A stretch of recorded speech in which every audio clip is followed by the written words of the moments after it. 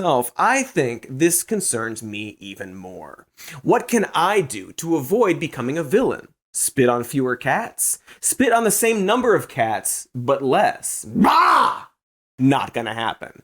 Sorry. Anyway, today we ask an important question to which you already know the answer. Are rich people okay? Seriously now, are they? If only they were just playful eccentrics, a well-dressed foppish monocle wearer, perhaps an anthropomorphic legume. But there's a lot of evidence out there that the wealthier you get, the less likely you are to find common ground with your fellow human beings, which could suggest that maybe they shouldn't have any power over their fellow human beings. To put it simply, rich people can be real fucked up, gnarled dicks. They tend to be worse tippers, though they self-report being better tippers. They gave less of their money to charitable causes during the Great Recession than others. They have a tendency to assume they can skirt around the law or get away with not paying people for services. The greater the income inequality where they live, the less likely they are to be generous and giving. I could go on. So I will. One study found that drivers of more expensive cars were less likely than others to stop for pedestrians at crosswalks, and were generally just more reckless as drivers. And here's a story that they were more likely than non-rich people to take candy that they were specifically told would otherwise go to children. Yes, literally, Mr. Burns. They said, drop it. Those are just studies, mind you. Science trash. Who needs it? Patooey! Take that, you cat! But there are loads of examples of rich people proving them right. For example, paying hefty sums and bribes to make sure their children can get accepted to elite universities, often with fake test scores, or as fake athletic recruits. That's right, when you're lost out there and you're all alone, a light is waiting to give a $500,000 bribe from your semi-famous mom. The ringleader of that scheme said he helped 750 wealthy families get their kids into college, mostly for kids that wouldn't have been accepted otherwise, and some of whom didn't want to go at all. There's another discussion to be had about the actual value of attending elite universities, but those are 750 plus spots that could have gone to students who actually worked for that opportunity, or don't have that opportunity, or at the very least, wanted to go. And not only does it dissolve any notion that our society is a meritocracy, but it shows that wealthy people truly think they deserve things because they are wealthy and don't care about how their actions impact others. You might recall that news story where a rich teenager drove drunk and killed 4 people before his lawyers said he had affluenza, which is apparently a psychological condition from being raised in wealth and privilege. That term was dismissed as pseudoscientific and having no basis in psychology.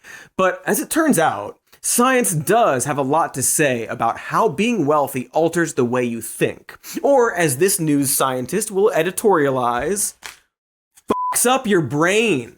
There are statistics showing that rich kids are more likely to experience substance abuse, and just as likely as poor kids to commit crimes. As adults, they will also drink much more often and recklessly than most. But what's unique is that the crimes they commit are wildly different.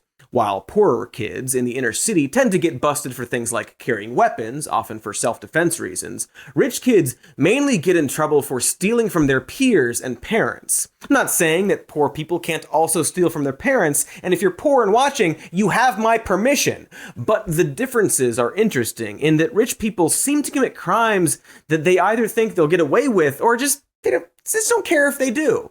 Often it shows a disrespect for their immediate surroundings, stealing from the people directly around them, or, of course, massive tax evasion, or the fact that rich people are more likely to say they drive over the speed limit. After all, what do they care if the penalty is a fine? That's probably why there's at least one study showing that rich people actually tend to shoplift more than non-rich folk. There's often an inherent disregard for others on a massive scale. For example, the endless stories of wealthy homeowners who've tried to illegally block access to public beaches near their homes. Because those public beaches are theirs now, I guess. No looky-loos! The owner of this home on Pacific Coast Highway has been fined $4.2 million for intentionally blocking access to the beach.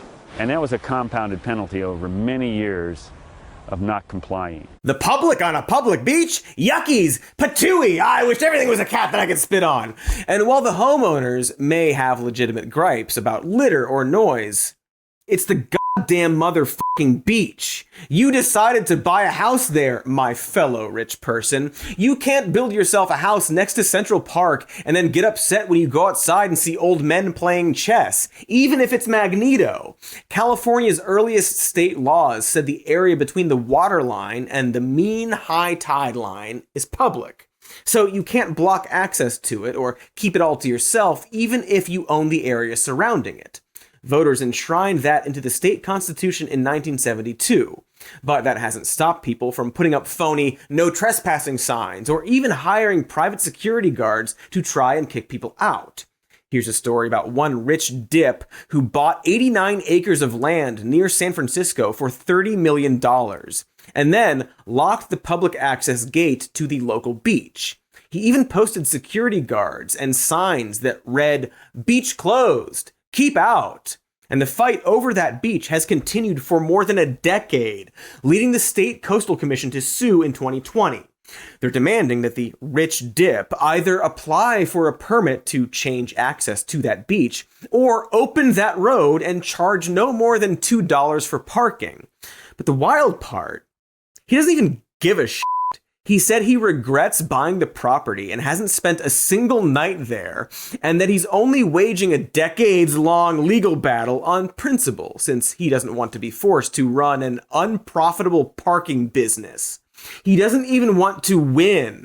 In 2018, he told the New York Times, quote, "If I were to ever win in the Supreme Court, I'd be depressed about it. I support the Coastal Act. I don't want to weaken it by winning, but property rights are even more important."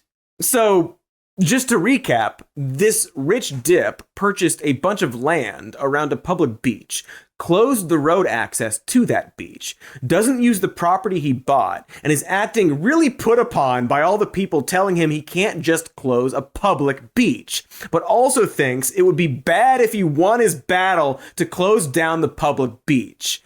And I don't know, but I think maybe it's a therapist you need instead of a lawyer. But I can't stress enough how not a fluke this one story is. If you combined all the public land in America that's currently inaccessible because it's surrounded by private property, it would be the size of Vermont, New Hampshire, and Connecticut put together.